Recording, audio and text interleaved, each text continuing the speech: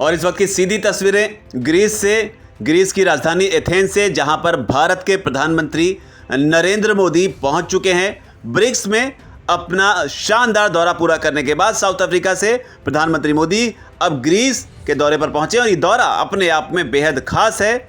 इसके मायने समझने के लिए आपको बता दूं, कई मायनों में ये दौरा जो है बेहद खास रहने वाला है, क्योंकि ग्रीस जो है वो भारत का रक्षा साझेदार है। तो इस लिहाज से भी, और इसके अलावा ग्रीस और तुर्की में पुरानी दुश्मनी है और तुर्की और पाकिस्तान में दोस्ती है। इस लिहाज से भी ग्रीस भारत का एक अहम साझेदार है। ग्रीस यात्रा के बाद माना यह जा रहा है कि तुर्की के ऊपर जो है वो दबाव बढ़ेगा। तो इस लिहाज से एक बड़ा कार्ड खेला है प्रधानमंत्री मोदी ने तुर्की और पाकिस्तान दोनों को करारा जवाब देने के लिए, क्योंकि तुर्की पिछले दिनों पाकिस्तान की सैन्य मदद भी करता रहा है। तो और कई मुद्दों पर तुर्की जो है वो भारत का विरोधी भी रहा है।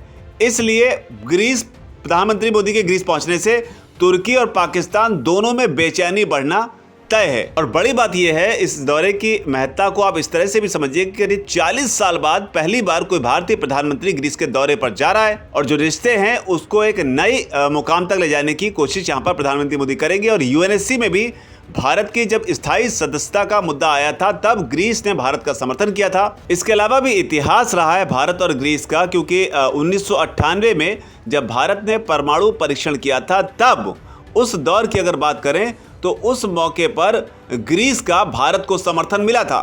तो ये भी बेहद अहम है। और ये वो दौर था कि जब 1998 में ही जो उस वक्त के ग्रीस के रक्षा मंत्री हुआ करते थे उन्होंने भारत का दौरा किया था, क्योंकि परमाणु परीक्षण के बाद लगातार पूरा जो एक तरीके से उस समय की जो सुपर पावर्स थी या उस समय का जो अंतर्राष्ट्रीय समुदाय था, खासतौर पर अमेरिका के नेतृत्व में, वो भारत के विरोध में उतर आया था और भारत पर तमाम तरह के सैंक्शंस की बात जो है तब सामने आई थी।